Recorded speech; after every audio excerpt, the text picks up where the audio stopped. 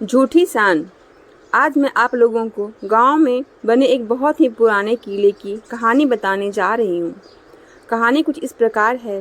किले के एक कोने के साथ बाहर की ओर एक ऊंचा विशाल पॉपुलर का पेड़ था।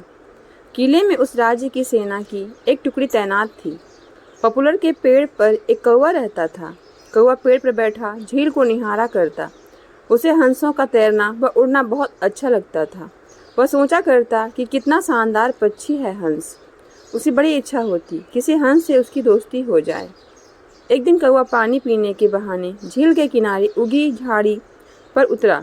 हंस तैरता हुआ झाड़ी के निकट आया। कौवा ने बात करने का बहाना ढूंढा। हंस जी, आपकी आज्ञा हो तो पानी पी लूं, बड़ी प्यास लगी है। हंस ने चौंक कर उसे देखा और बोला, मित्र, पानी प्रकृति द्वारा सबको दिया गया वरदान है। कौवा ने पानी पिया, फिर सिर हिलाया जैसे उसे निराशा हुई हो। हंस ने पूछा, मित्र, क्या प्यास नहीं बुझी? कौवा ने कहा, हे हंस, पानी की प्यास तो बुझ गई, पर आपकी बातों से मुझे ऐसा लगा कि आप नीति व ज्ञान के सागर हैं। हंस मुस्कुराया, मित्र, आप कभी भी यहाँ आ सकते हैं, हम बातें करेंगे। इस प्रकार मैं जो जानता हूँ वह आपको हो जाएगा और मैं भी आपसे कुछ सीखूंगा। इसके पश्चात हंस व कौवा रोज मिलने लगे।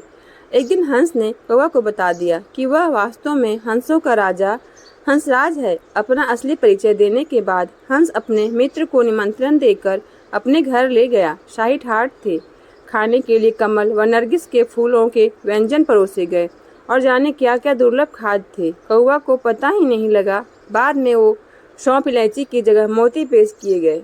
कौवा दंग रह गया। अब हंसराज कौवा को महल में ले जाकर खिलाने पिलाने लगा।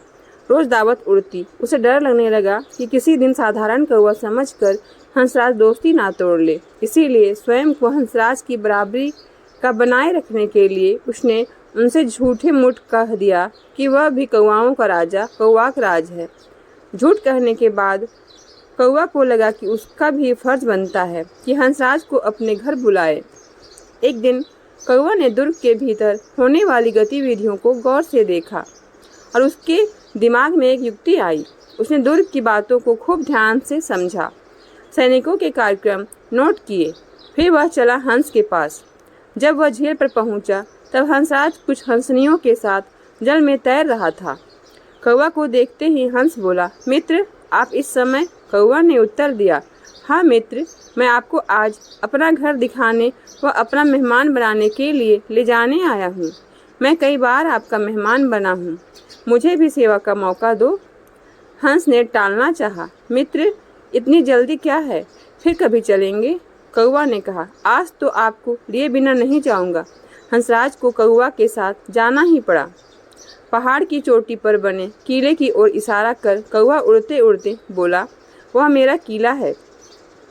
हंस बड़ा प्रभावित हुआ। वे दोनों जब कौवा के आवास वाले पेड़ पर उतरे तो किले के सैनिकों की परेड शुरू होने वाली थी। दो सैनिक बुर्ज व बुगल बजाने लगे। कौवा दुर्ग के सैनिकों को कार्यक्रम को याद कर चुका था, इसीलिए ठीक समय पर हंसराज को ले आया था। कौवा बोला, देखो मित्र, आपके स्वागत में मेरे सैनिक बिगुल बजा रहे हैं। उसके बाद मेरी सेना परेड और सलामी देकर आपको सम्मानित करेंगे। नित्य की तरह परेड हुई और झंडे को सलामी दी गई। हंस समझा सचमुच उसी के लिए यह सब हो रहा है। अतः हंस ने गदगद होकर कहा, धन्य हो मित्र, आप तो एक शूरवीर राजा की तरह भांति राज कर रहे हैं। कौवा ने हंसराज पर रौब डाला। मैंने अपने सैनिकों को आदेश दिया है कि जब तक मेरे परम मित्र राजा हंसराज मेरे अतिथि हैं तब तक इसी प्रकार रोज बिगुल बजे व सैनिकों की परेड निकले। कौवा को पता था कि सैनिकों का यह रोज का काम है, दैनिक नियम है। हंस को कौवा ने फल, अखरोट व बनफशा के फूल खिलाए। उनको वह पहले ही जमा कर चुका था। भोजन का महत्व नहीं रह गया। सैनिकों की परेड का जादू अपना काम कर चुका था। हंसराज के दिल में कौवा मित्र के लिए बहुत ही सम्मान पैदा हो चुका था। उधर सैनिक टुकड़ी को वहां से कूच करने का आदेश मिल चुका था। दूसरे दिन सैनिक अपना सामान समेटकर जाने लगे तो हंस ने कहा, मित्र देखो, आपके सैनिक आपकी आज्ञा लिए बिना कहीं जा रहे हैं। कौवा हड़बड़ा कर बोला, किसी ने उन्हें गलत आदेश दिया होगा, मैं अभी रोकता हूँ। उन्हें ऐसा कहकर वह हूँ करने लगा। सैनिकों ने कौवा का आना सुन वह अपशकुन समझकर जाना स्थगित कर दिया। दूसरे दिन वह फिर वही हुआ। सैनिक जाने लगे तो कौवा आया। सैनिकों के नायक ने क्रोधित होकर सैनिकों को मनहूस कौवा को तीर मारने का आदेश दिया। एक सैनिक ने तीर छोड़ा। तीर कौवा की बगल में बैठी हंस को लगा। वह तीर खाकर नीचे गिरा और फड़फड़ाकर मर गया। कौवा उसकी लाश के पास शोकाकुल हो विलाप करने लगा। हाय, मैंने अपनी झूठी शान के चक्कर में अपना परम मित्र खो दिया। धिक्कार है मुझे। कौवा को आसपास की खबर से बेसुध होकर रोते देखकर एक सियार उस पर झपटा और उसका काम तमाम कर दिया।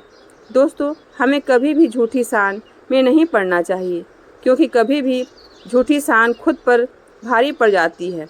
दोस्तों, अगर आपको हमारी कहानी अच्छी लगी हो तो वीडियो को लाइक करें, कमेंट करें और चैनल पर नए हो तो सब्सक्राइब करना ना भूलें। धन्यवाद।